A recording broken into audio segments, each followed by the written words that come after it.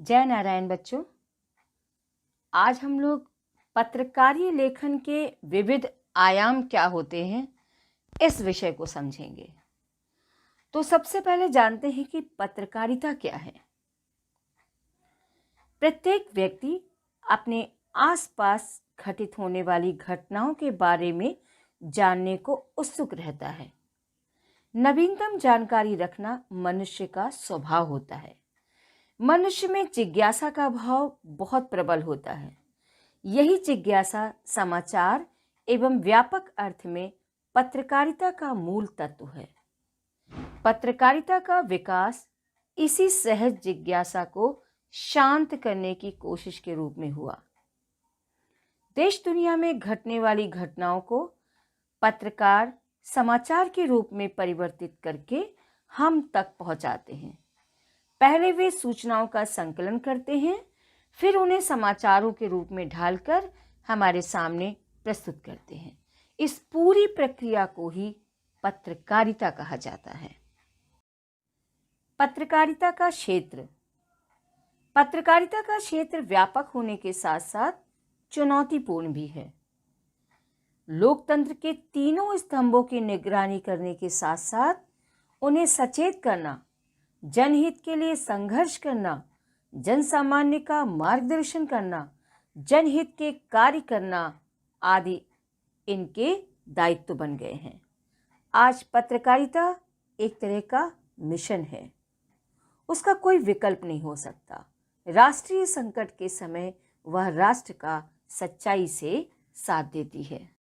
बच्चों, आप जानते हैं पत्रकारिता के विविध आयाम क्या हैं?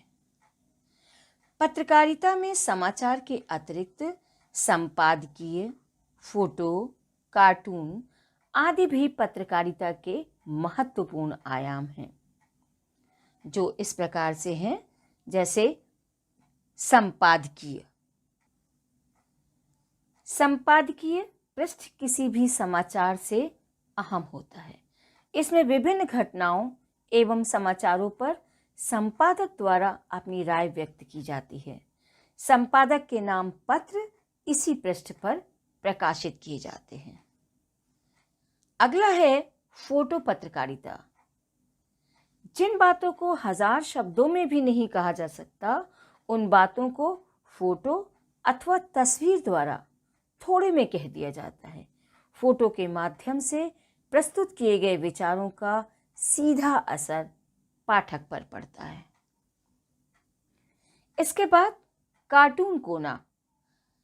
कार्टून के माध्यम से कई विचारों एवं बातों को सटीक रूप में प्रस्तुत किया जाता है, जो पाठक के हृदय को छूती है।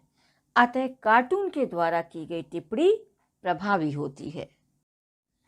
रेखांकन और कार्टोग्राफ। ग्राफ के द्वारा पूरी बात को स्पष्ट करने के लिए कार्टोग्राफ का प्रयोग किया जाता है।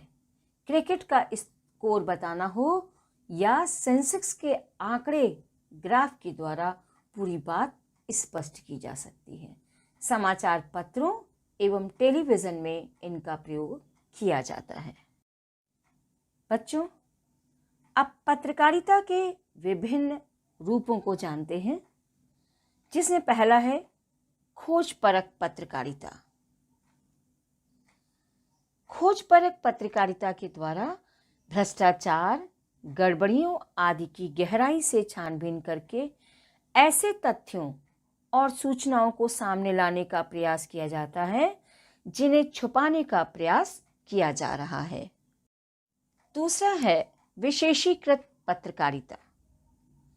पत्रकारिता का अर्थ केवल सूचनाएं देना नहीं, यह पाठक अथवा दर्शक को समाचार के महत्व तथा प्रवृत्तियों को स्पष्ट करने का माध्यम भी है।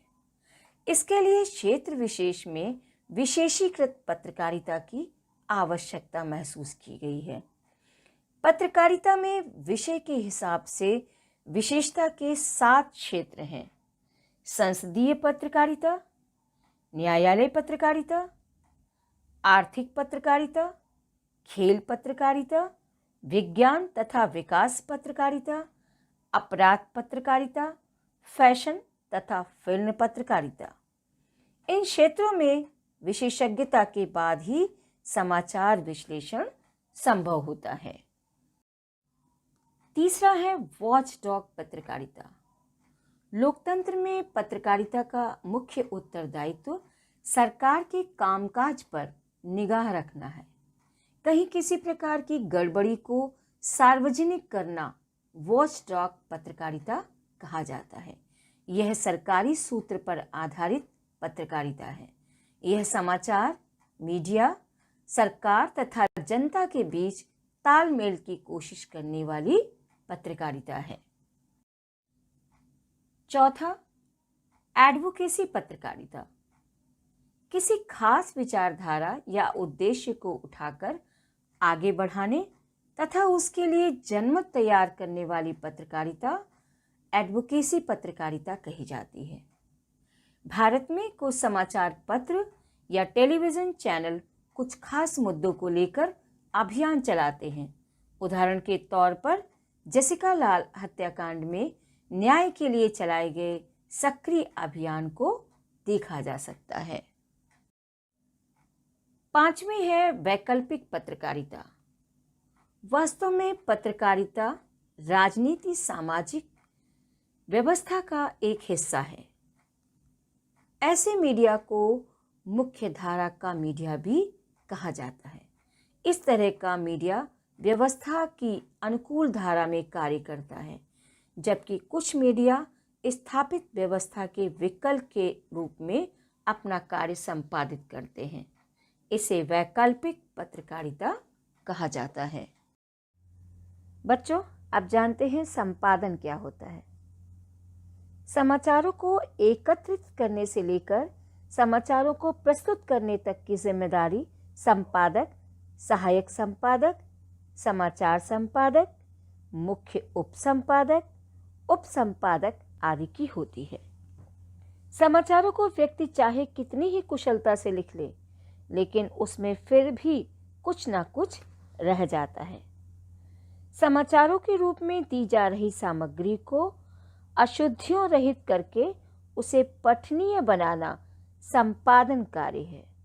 संपादन कार्य के लिए कुछ महत्वपूर्ण बातों पर बल दिया जाता है, जैसे भाषागत अशुद्धियों को दूर करना, समाचार पत्र एवं पत्रिका के अनुरूप सामग्री तय करना, आकर्षकता प्रदान करना, सम्यक दृष्टि से प्रस्तुत, तथ्यात्मक दोष दूर करना इत्यादि। संपादन के सिद्धांत। पत्रकारिता कुछ सिद्धांतों पर आधारित होती है।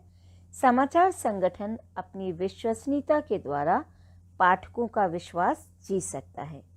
एक पत्रकार से ये आशा की जाती है कि वह समाचार संकलन के समय इन सिद्धांतों का पालन करे। इसमें पहला है तथ्यों की शुद्धता या तथ्यपरकता, दूसरा वस्तुपरकता, तीसरा निष्पक्षता, चौथा संतुलन और पांचवा स्रोत।